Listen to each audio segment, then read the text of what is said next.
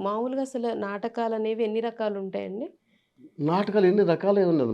ముఖ్యంగా ఏందంటే ఆ!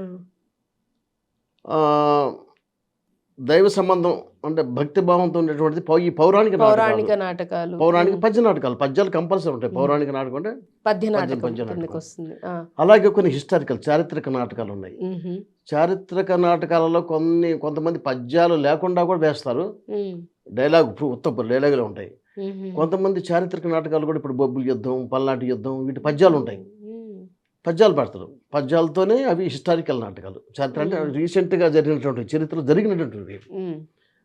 అలాగే సాంఘిక నాటకాలు. సాంఘిక హ్మ్. ఇతివృత్తాలు తీసుకొని ఇతివృత్తం తీసుకొని హ్మ్.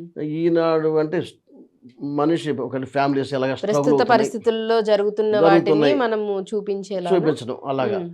ఆ సోషల్ నాటకాలలో కూడా ఎట్లా ఉంటుందంటే నాటకాలు, నాటికలు. హుహు. నాటిక అంటే గంట లోపల ఉన్నటువంటిది 40 నిమిషాలు, 45 నిమిషాలు, గంట లోపల ఉన్నటువంటిది నాటిక అంటారు. ఆహాహా! సో, నాటకం అంటే అది గంటన్నర. 10 గంటన్నర. నాటకం అంటారు. అబ్బా!